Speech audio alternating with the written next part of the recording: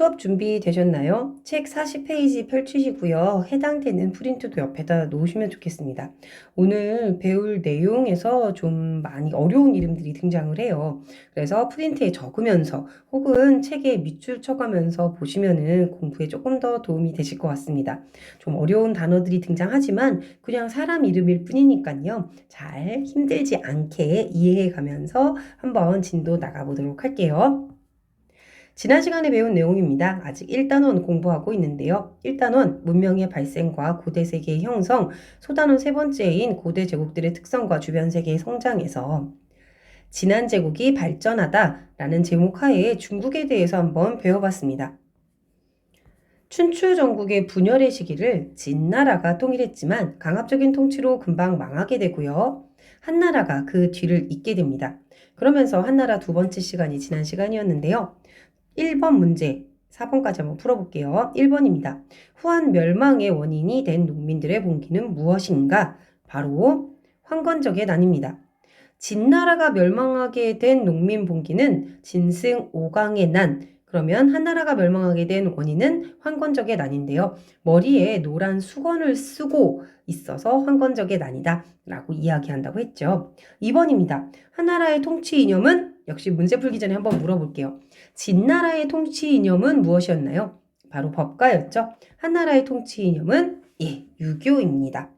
3번 중국 전통 문화의 기틀이 마련된 시기는 한나라입니다.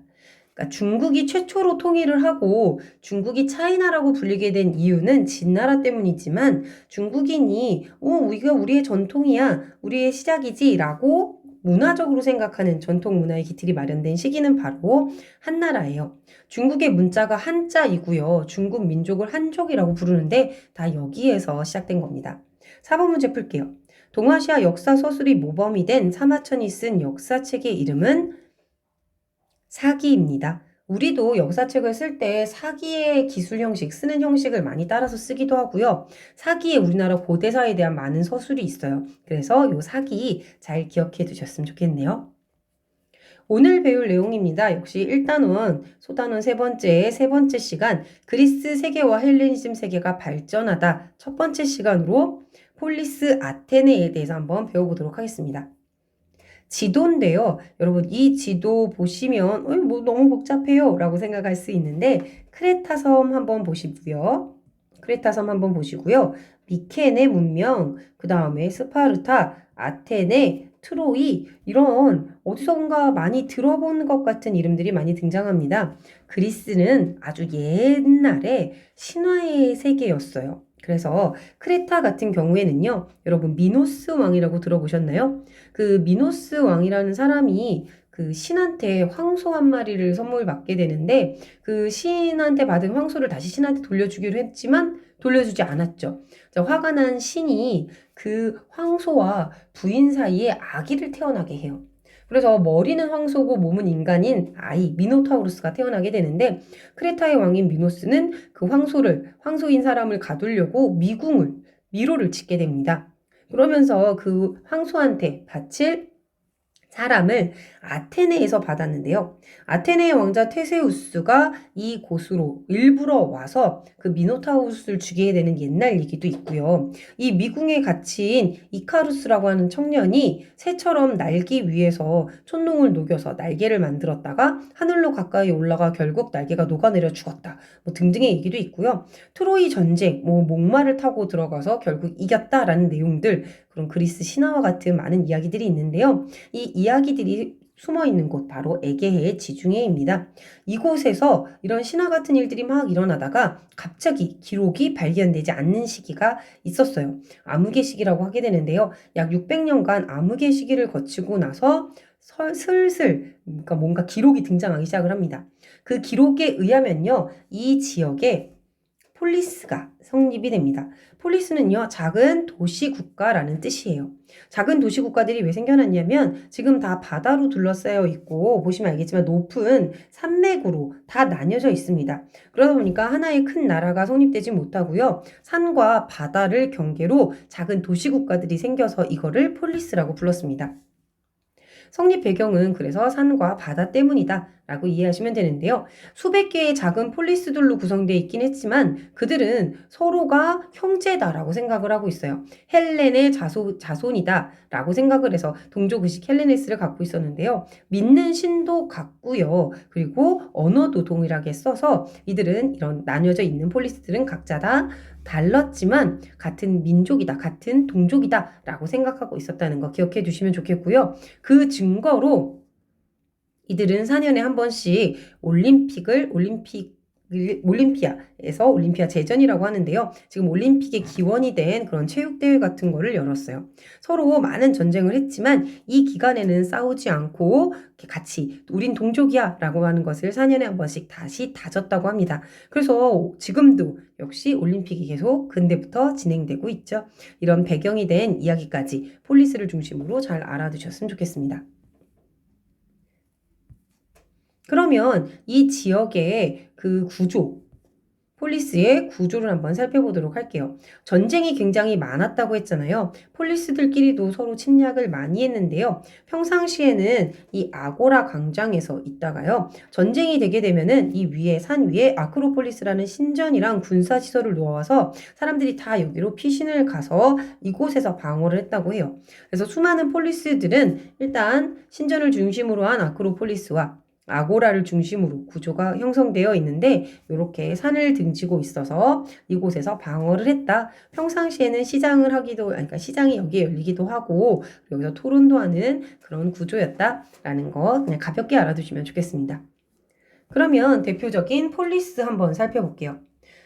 폴리스의 가장 대표적인 곳은 아테네와 스파르타가 있습니다. 굉장히 다른 모습으로 유지되었던 두 폴리스인데요. 아테네는 이곳에, 스파르타는 이곳에 있습니다.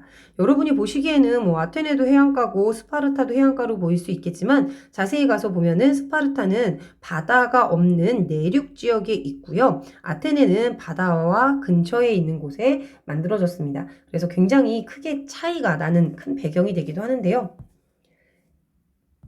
아테네는요, 스파르타와 이렇게 달랐습니다. 아테네는 민주정치를 기본으로 했다고 하면 스파르타는 군사국가였습니다. 아테네가 굉장히 개방적이었어요. 무역을 해야 되고 바다가 앞에 있다 보니까 배를 타고 막 나다녀야 됐거든요. 그런데 그에 비해서 스파르타는 굉장히 폐쇄적이었고요. 아테네가 상공업과 무역을 중요시 여겼다고 한다면 스파르타는 농업 중심의 국가였습니다. 굉장히 다르게 유지된 국가인데요. 여러분 오늘 사실 아테네의 민주정치를 중심적으로 배우긴 하실 테지만 스파르타의 사람들은 이렇게 살았다라는 것도 알아두시면 좋을 것 같아요. 스파르타에서 태어난 남자 시민의 삶이라고 한번 선생님이 꾸며봤는데요. 태어납니다. 태어나면 신체 검사를 받아요. 그 마을에서 장로에게 가가지고요. 아가가 약간 건강한 시민으로 자랄 수 있는지 없는지 신체 검사를 받고요. 만약에 부적합하다라고 판정을 받게 되면은 약간 죽임을 당한다든지 아니면 뭐 갖다 버려진다든지 산에 갖다 버려진다든지 뭐 이런 처분을 받습니다. 그렇게 신체 검사를 받고 건강하게 시민으로 자랄 것 같은 아이들은요. 7살이 되면은 훈련소에 입소를 하게 됩니다. 지금 초등학교 들어갈 나이도 아닌데 훈련소에 입소한 거죠. 훈련소에 입소하게 되면은요, 옷도 거의 안 줘요. 그냥 거의 맨몸으로 다니게 하고요. 신발도 주지 않습니다. 그리고 밥도 많이 주지 않아요. 밥도 양껏 주지 않고 거의 굶깁니다. 네가 먹을 거는 네가 알아서 구해라. 훔쳐 먹어도 된다. 대신 들키지만 말고 맞아 죽지만 말아라. 뭐 이런 식으로 거칠게 내비두는 거죠.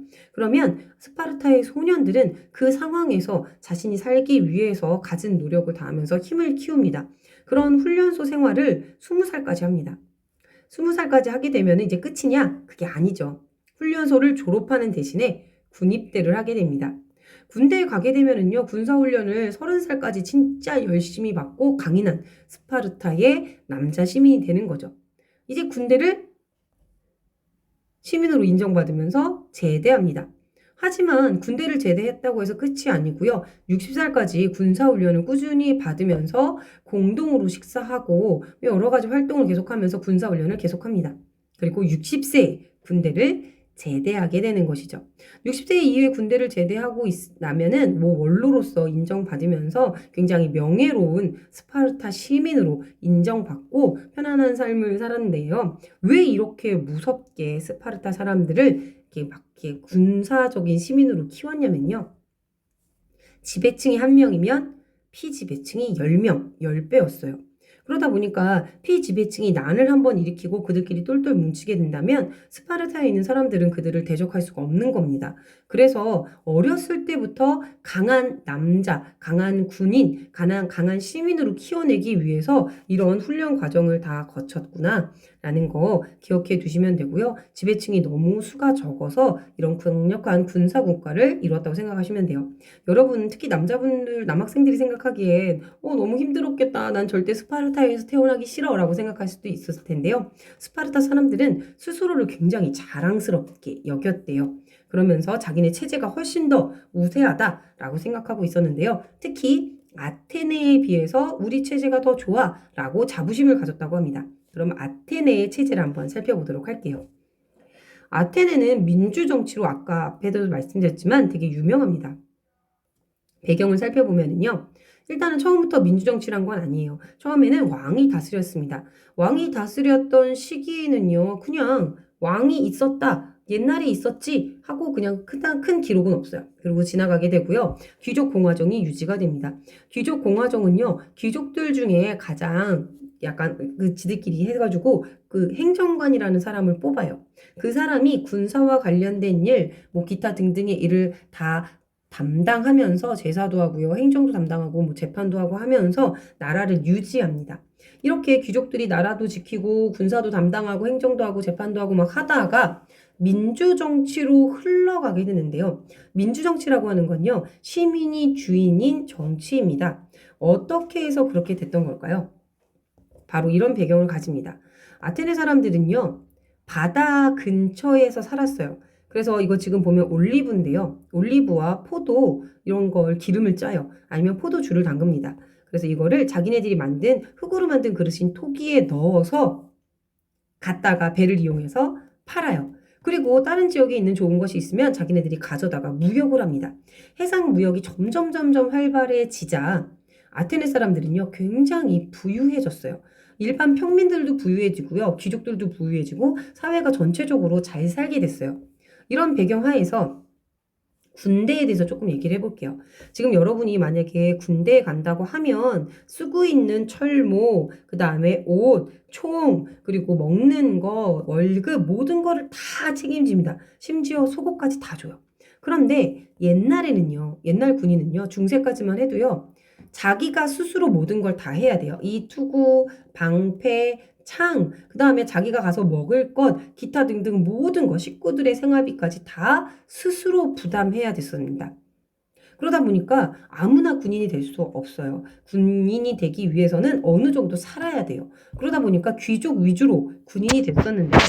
특히 전술의 변화를 겪으면서 이렇게 됐는데 기병 위주였어요. 예전에는 기병 위주라고 하는 게 무슨 뜻이냐면 말을 타고서 싸우는 거예요. 그런데 이게 점차 중장 보병이라고요. 무장을 한 보병, 걸어다니는 군인, 말을 타지 않고 그냥 걷는 군인을 보병이라고 하는데 이런 전술의 변화를 기병은 아까 말을 탄다고 했잖아요. 이런 식으로 싸우는 거예요. 그러면 스스로 무장해야 된다고 하니까 말을 국가에서 제공하는 게 아니라 말도 자기가 사고요. 창도 자기가 사고요. 그다음에 투구, 기타 등등 다 자기가 사야 돼요. 역시 중장 보병도 자기가 사야 돼요. 아까 말씀드렸듯이 이런 걸 다 사야 되는 거죠. 그런데 일단 뭘 안 사도 되죠? 말은 안 사도 돼요. 게다가 해상 무역이 활발해지면서 이전보다 창이나 투구, 방패 등의 가격들이 이전보다 저렴해져요. 그리고 무역을 하다 보니까 점점 앞에서도 말씀드렸다시피 시민들이 부유해졌다고 했잖아요. 그러니까 예전에는 상상도 못했는데 부유해진 경제력을 기반으로 이제 스스로 무장할 수 있게 되었고요. 스스로 무장할 수 있는 사람들이 많아지면서 군대 대용도 달라졌어요. 이거를 좀 어렵게 팔랑크스제라고 얘기하게 되는데요. 이렇게 군인들이 일자로 쭉 서서요. 방패로 몸을 가리고 활을 앞에다가 내세우는 거예요. 그러면 적이랑 싸울 때 밀집 대응이라고 하는데 이게 끝까지 가게 되면 앞에 있는 적군이 밀리게 되겠죠. 만약에 앞에 있는 군인이 다치거나 뭐 적의 공격으로 쓰러지게 되면은 뒤에 있는 군인이 바로 그 자리를 채워서 앞으로 전진할 수 있게 하는 이런 밀집 대응으로 나라를 유지하고 전쟁을 했어요. 그러다 보니까 기병보다는 중장 보병한 사람들이 되게 중요해지면서 스스로 무장을 할 수 있게 된 평민들이 나라 입장에서도 굉장히 중요한 군인이 됐던 거죠. 그래서 아테네 평민은 스스로 무장을 하게 되면서 군대에 가게 되고 군인으로서 활동을 하다 보니까 국가에 여러 가지 요구를 할 수 있게 된 겁니다. 그래서 아테네 민주정치가 시작이 되는데요. 정리 한번 해볼게요. 왕이 다스렸다가 귀족들이 나라를 다스렸는데 민주정치로 갔다. 왜 그러냐면 평민이 힘을 얻었기 때문인데 경제적으로는 평민들이 부유해졌다. 그리고 군사적으로는 그들이 스스로 무장을 했고 그래서 그 전쟁에 나가서 싸워 이기게 되면서 정치적으로 우리도 정치할 수 있게 해줘. 우리를 위한 정치를 해줘. 라고 하면서 참정권을 요구하게 돼서 평민의 권한이 올라가면서 신장되면서 민주정이 시작되었다라고 배경을 알아두시면 좋겠어요. 그냥 다시 정리할게요. 평민들이 해상무역 등으로 부유해지고 스스로 무장할 수 있게 되자 군인으로서 자신의 스스로 나라를 지킬 수 있게 된 평민들이 우리도 정치하게 해줘, 정치에 참여하게 해줘 라고 하면서 참정권을 요구하면서 민주정이 실시됐다는 게 아테네 민주정치의 큰 배경입니다. 이거 기억하시면서요. 어떻게 전개됐는지 한번 살펴볼게요. 아테네의 민주정치는요, 여러분 머릿속에 이렇게 생각을 하셔야 돼요. 귀족이랑 평민이 싸워요. 평민은 우리도 정치에 참여할 수 있게 해줘. 귀족은 야, 원래 우리가 하던 대로 할래. 라고 하면서 계속 갈등을 일으킨 거죠. 그 과정에서 솔론이라는 사람이 등장해요. 귀족인데요. 평민들의 요구를 무시할 수 없어지게 된 솔론은요. 재산에 따라서 4등급으로 나누고 참정권을 지급을 해요. 참정권을 줍니다. 4등급으로 나눈 다음에 위에 있는 2등급은 뭐 행정관까지 할 수 있고 그 다음에 3등급까지는 뭐 평민회에 참여할 수 있고 그 다음에 나머지 등급까지는 모두 다 민회에 참여할 수 있다. 뭐 이런 식으로 재산에 따라서 정치에 참여할 수 있는 권한을 따르게 줘요. 이걸 유지를 하다 보니까 그러니까 불만이 있는 상황에서 중재를 한 건 맞는데요. 이런 그의 제안인 귀족도 싫고 평민도 만족하지 못하는 그래서 양쪽에 불만을 사게 돼요. 그러다가 참주가 등장을 하게 됩니다.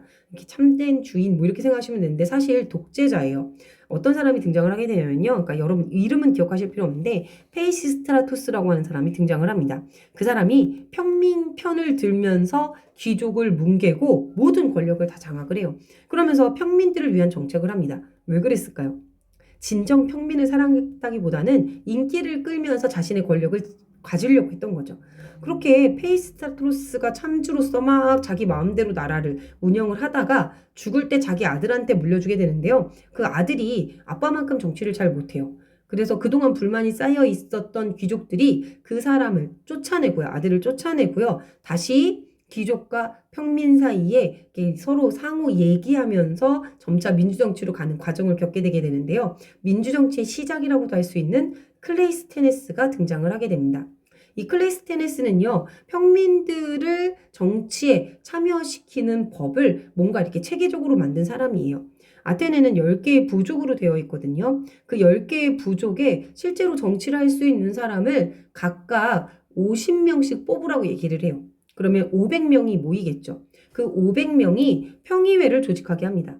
그래서 여기서 정치를 하게 하고요. 그리고 민회에서는 여러 가지 의견, 우리를 이런 정책을 해줘 이렇게 내놓고 평의회에서는 그거를 실행하게 되는 거죠. 그래서 이 평의회는요. 평생 직책이 아니에요. 그러니까 자기가 계속 1년에 한 번 정도씩 꼭 해야 되고요. 돌아가면서 하게 되는. 그래서 굉장히 뭔가 민주정치의 시작을 알리는 그런 제도이고요.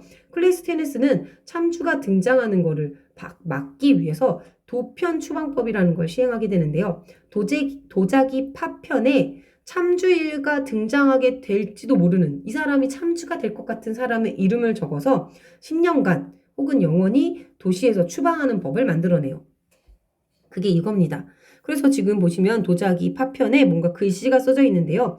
사람의 이름이 써져 있는 거예요. 이 사람이 참주가 될지도 모르니까 이 사람을 쫓아내세요. 라고 해서 이름이 많이 나오면 쫓아내는 그런 법도 만들어내는 거죠. 이렇게 조금씩 평민들을 제도권 안으로 참정권을 줘가면서 끌어들이고 있을 때 아테네에서 그리스에서 큰 전쟁이 일어나게 됩니다. 그것이 바로 그리스 페르시아 전쟁입니다. 그리스 페르시아 전쟁은 이런 과정을 거치면서 일어나게 됐는데요. 일단은 이곳이 페르시아예요. 이 지역에 그리스의 식민지들이 많이 있었습니다. 그런데 이 식민지들을 페르시아가 지배하게 돼요.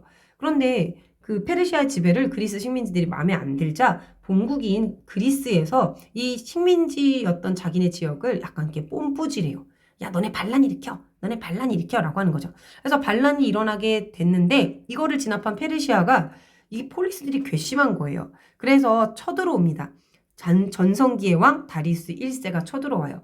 1차 진입로는 바로 이 연두색인데요. 이렇게 쳐들어왔다가 여기서 다시 돌아갑니다. 왜냐하면 태풍이 불어서 배가 침몰해요. 약간 큰 파도가 불고 막 기상이 안 좋아서 침몰해서 다시 돌아가요. 1차는 그냥 그렇게 끝났습니다. 그런데 이제 두 번째 쳐들어오게 되거든요. 이 두 번째는 이 갈색 선이에요. 요번에는 배를 타고 쳐들어오게 되는데 이렇게 쭉 쳐들어오다가 여기 빨간색 있는 이 지역에서 싸우게 됩니다.